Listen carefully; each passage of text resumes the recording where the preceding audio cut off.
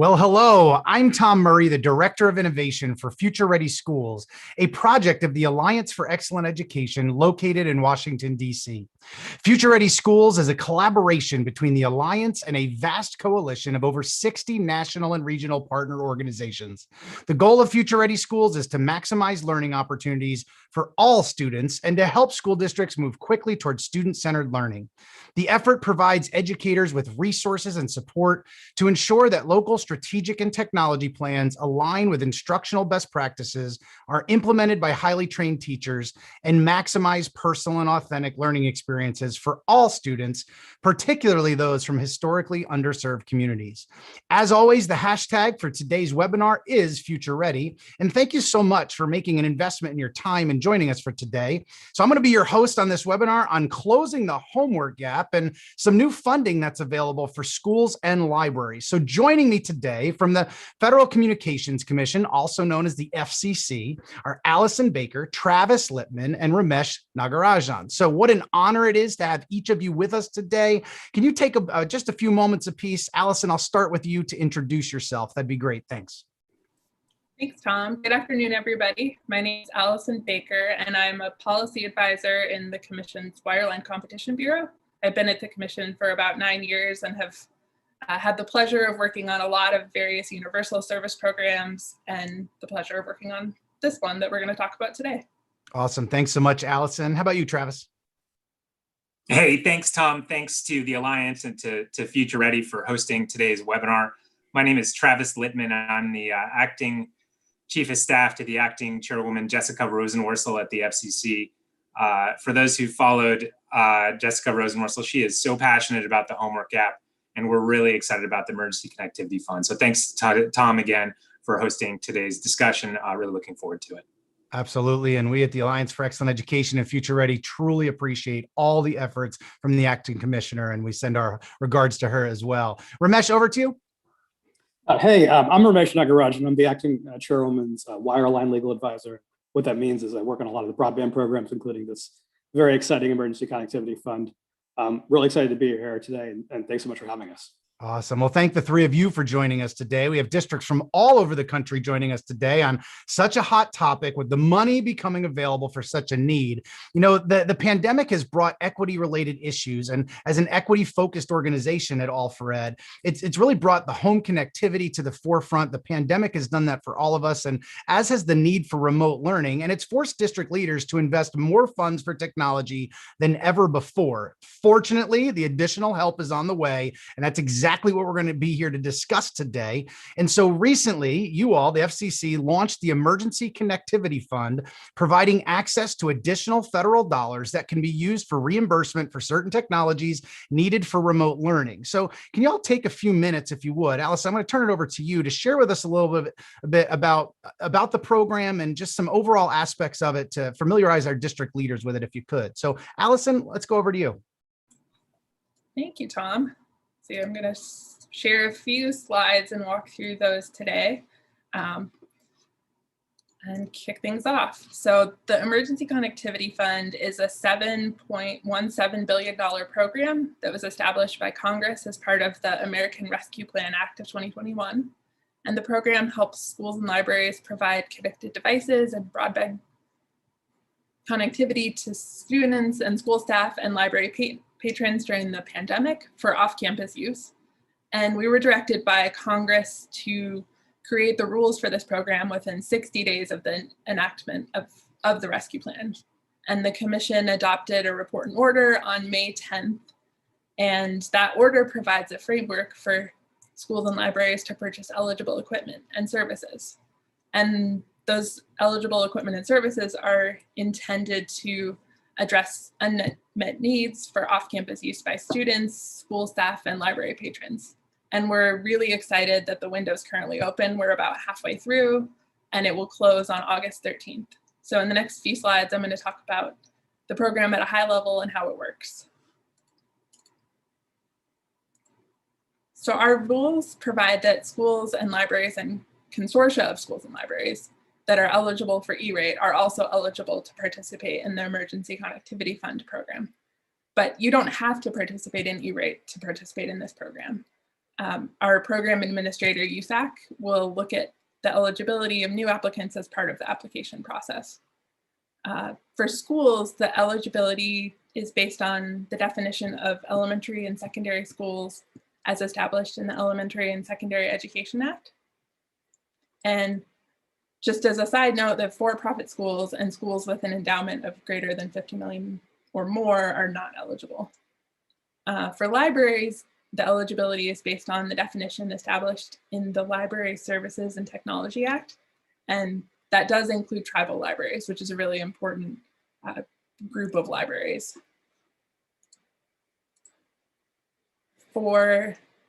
Under the program, for eligible equipment, we will fund connected devices, Wi-Fi hotspots, modems, which includes air cards, routers, and then devices that are a combination of a modem and router.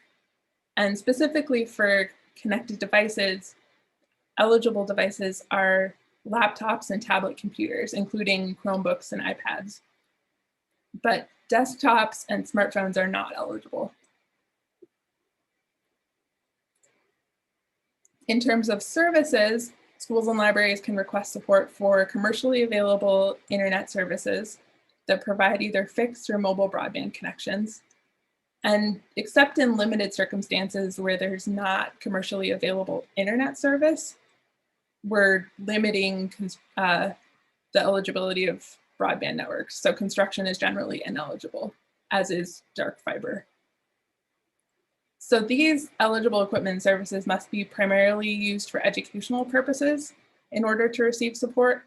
And what that means is basically activities that are really closely connected to the education of students in the case of a school, or to kind of educational purposes for library patrons.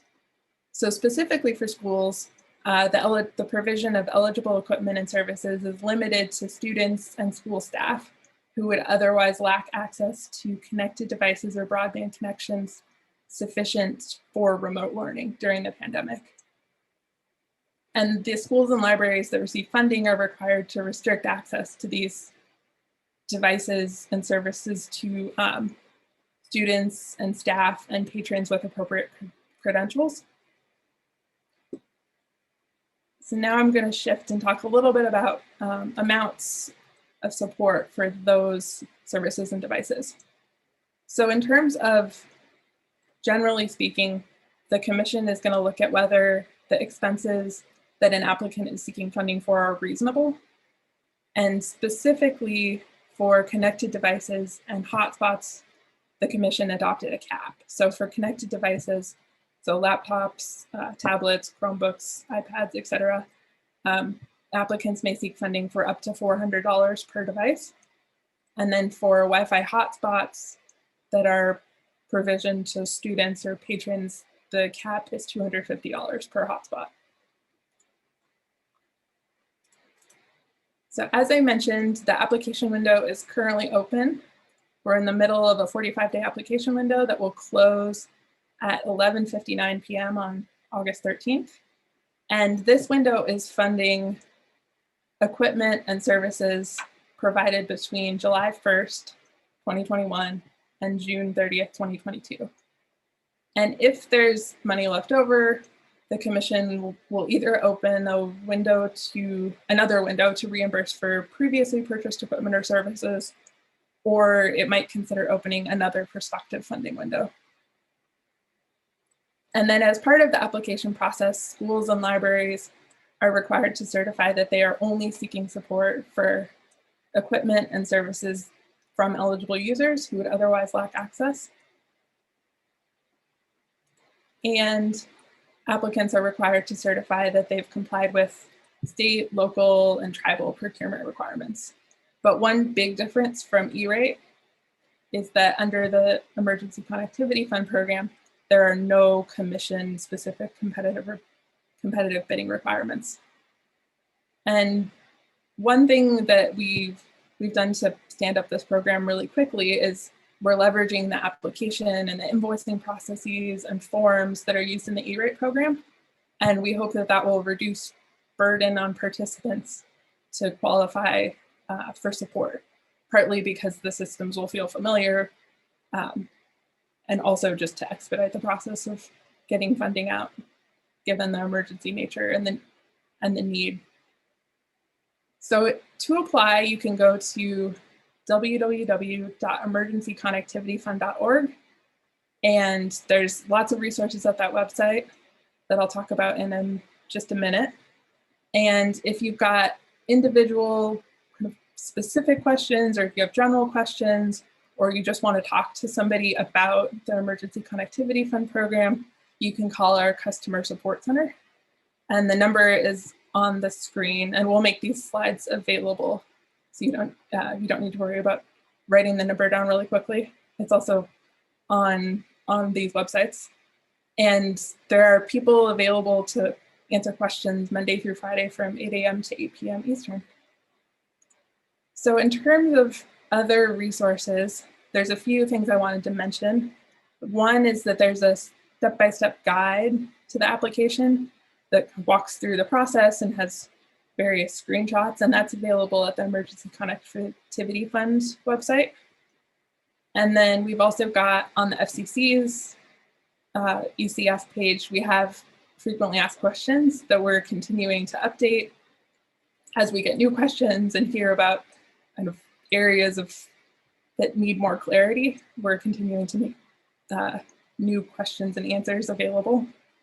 And then the last thing I want to mention is that USAC hosts a weekly office hours where they answer questions about the application process, and you can listen to other applicants' questions. And to register, there is a button at the URL that's listed. And we will share, again, we'll share these slides with Tom, and that way he can share them with all of you. I hope this has been a helpful, really quick, high-level overview, and we're happy to take questions. And awesome. Well, thank you so much, Allison. And as you just heard, we are going to take the PowerPoint that Allison just shared, courtesy of the team here. If you're watching this after the fact, which we know many of you are, you can look right below this box and you will see it linked there as well. And thank you to the FCC team for doing that. Allison, I want to ask just one quick follow-up. As we look through the hundreds and hundreds of registrations of school districts today, the vast majority of them are public schools. And I know that as you went into kind of the letter of the law with ESEA there, pretty much just for overall clarification, really any public school would be eligible. Is that correct? Kind of a simple general overview there? Yeah, I think that that's fair. I mean, in terms of eligibility, any school that participates in E-rate is eligible, and the vast, vast majority of public schools in this country receive E-rate funding and participate in that program. Yeah, no, absolutely. And some of our public schools listening probably are thinking, we wish we had those size endowments and we wouldn't be worried about it. And so I just wanted to clarify that real quick, as we believe that to be the case.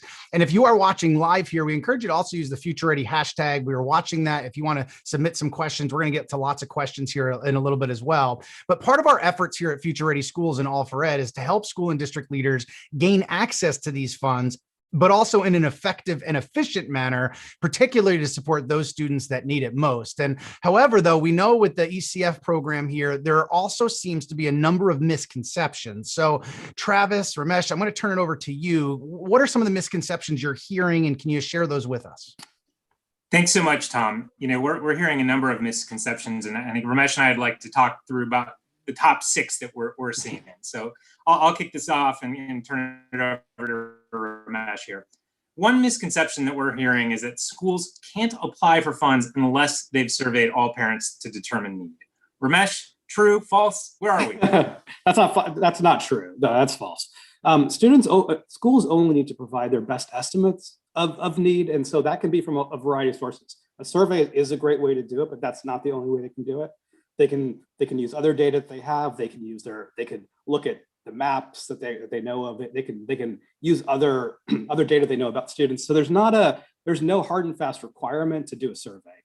We encourage everyone to apply. There's a lot of money available here, and we don't want this. We want you to focus your funds on students with unmet need, but we're not trying to set up a bunch of hoops to jump through to be part of this program. So Travis, one of the other things that we're hearing is that a lot of schools are going back. We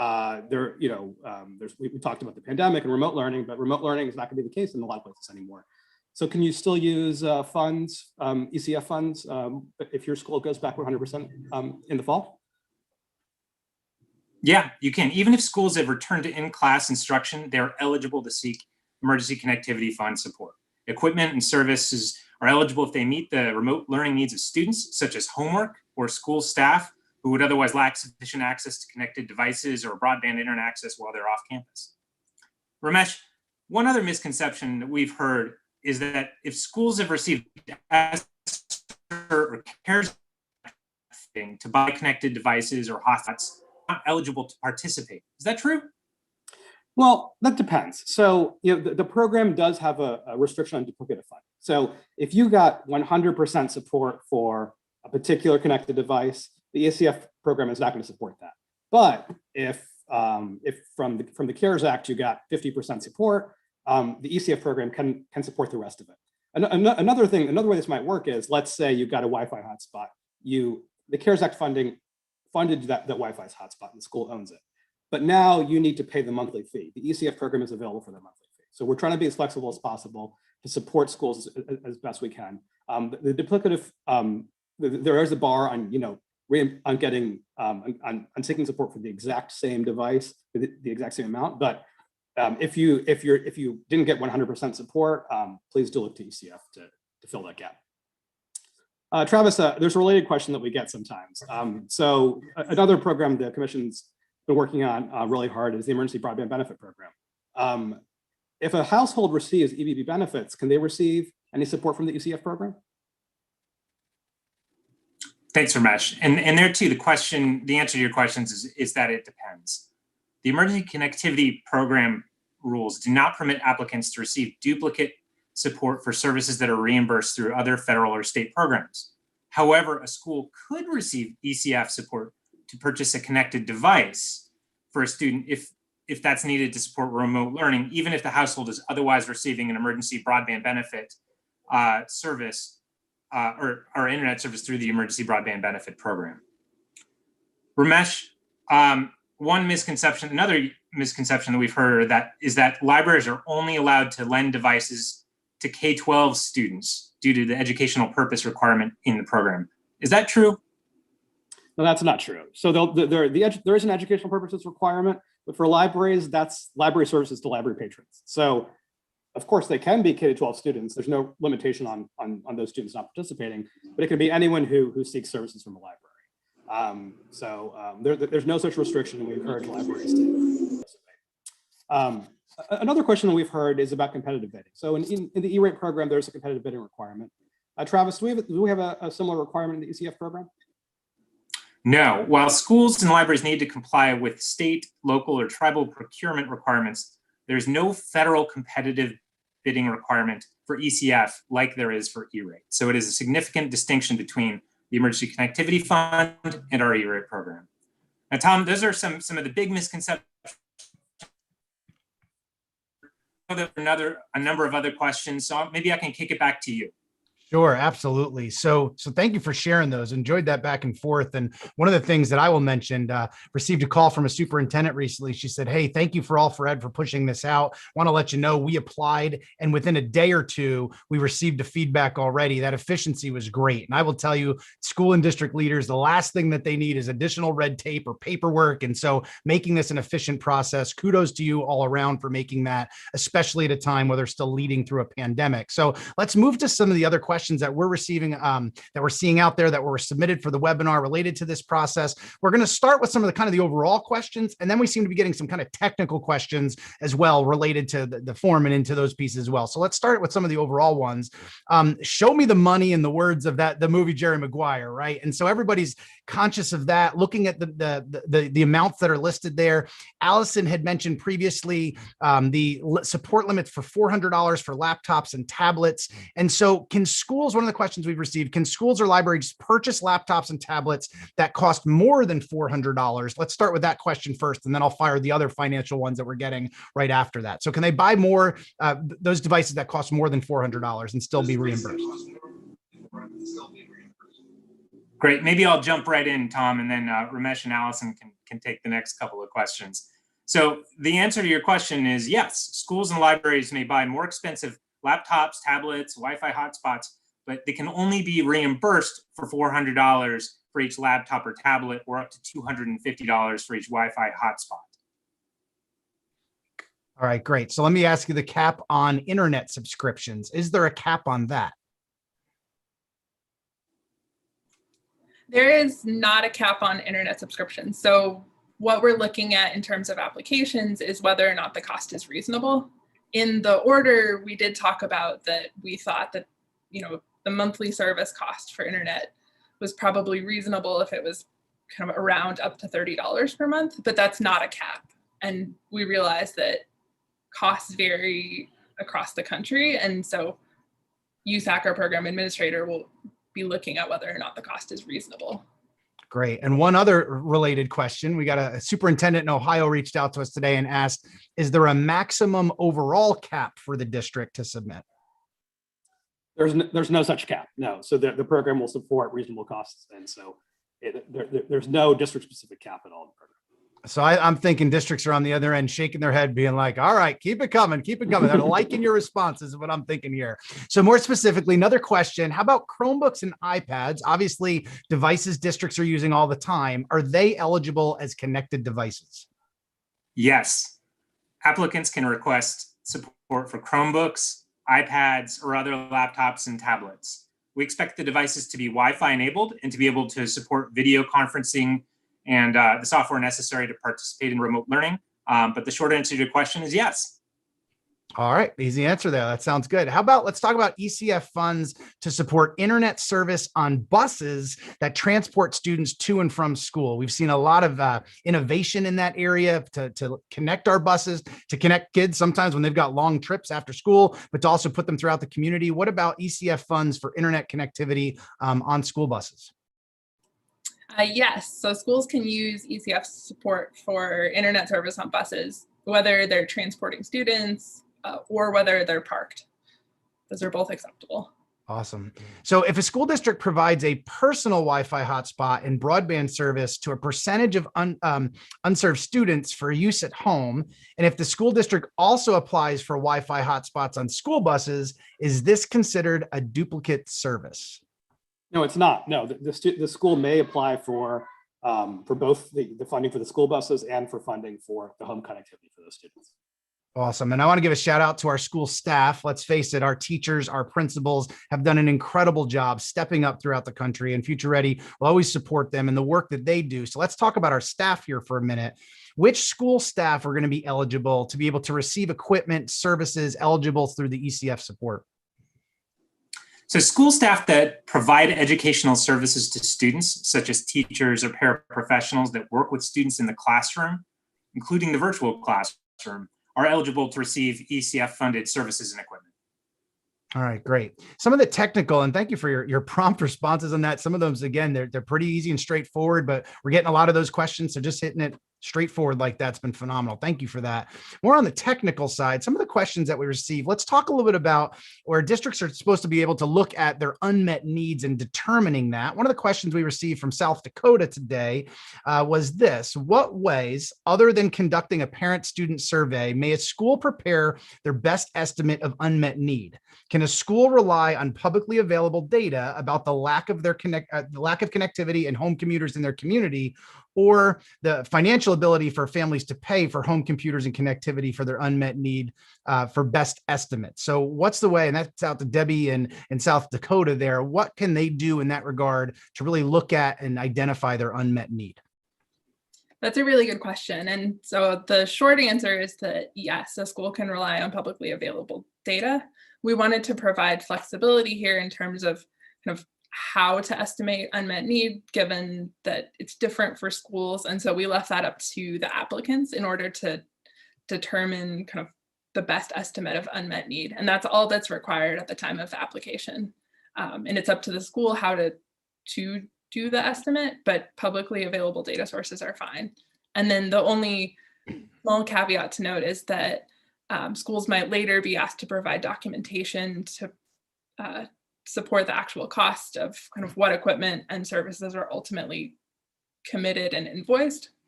But that's at a later stage than the application stage, where we're really just looking for the best estimate. Excellent. Great to know, and certainly understandable there as well. I know we addressed this a little bit earlier, but I just want to be crystal clear. School and district leaders are always making sure that they're following the letter of the law. They don't want to mess this stuff up. So they want to make sure that they're doing it right. And I know it was mentioned earlier, but just to be really clear, question we've seen multiple times that we mentioned earlier, but just so everybody knows, do applicants need to follow any competitive bidding requirements? Loud and clear, the answer would be?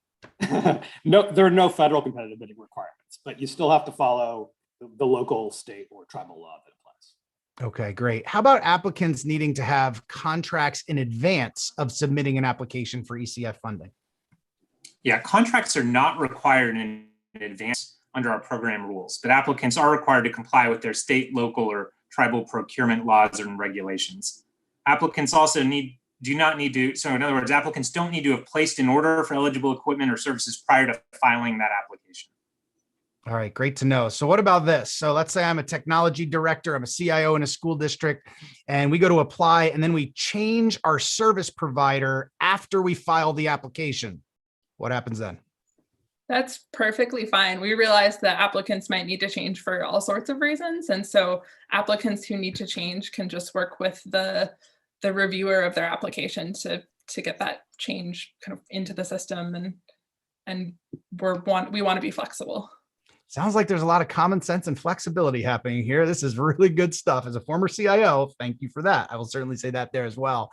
How about this? Let's talk about not just the service provider piece. What about the make and model of equipment? It's really the same question. Can applicants go and change the make and model of their equipment after they file the application? We're taking the same flexible approach here.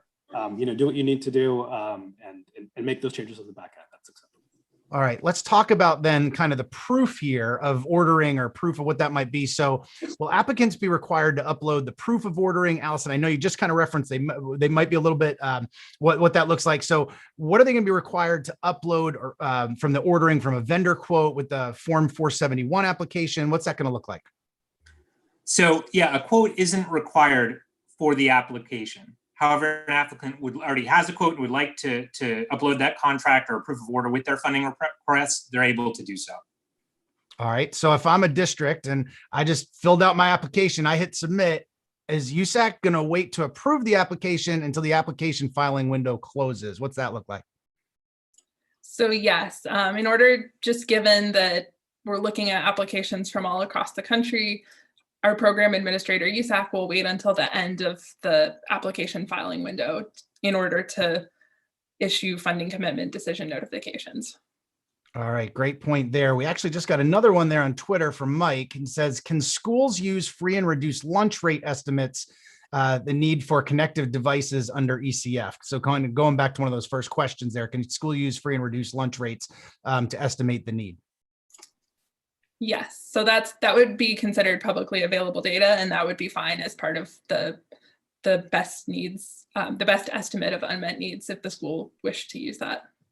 Great. Well, we've hit a whole lot in a relatively short time frame. I'm going to just go around and each just one piece of advice that you have to offer for school and district leaders as they go to take a look at this. We at Future Ready Schools and All for Ed, especially being an equity-focused organization, are pushing them to apply as soon as possible. Recognize that August 13th deadline.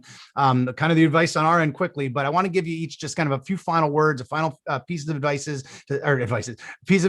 the superintendents and CIOs and district leaders out there that are watching today and that will be watching after. So any parting thoughts, any other pieces we didn't ask that you want to put in there? Allison, I'll go back over to you to start first. So I would just encourage, if you have any questions at all, please reach out to USAC or the commission. Take advantage of all of the resources that are available in terms of training, the customer support center. We really want to help applicants be successful.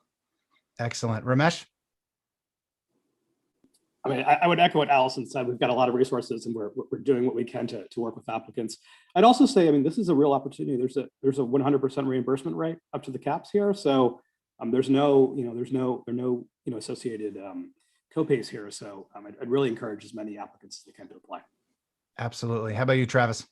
So I'm going to pick up on something that Ramesh just said, which is that by law, there's 100% reimbursement in this program.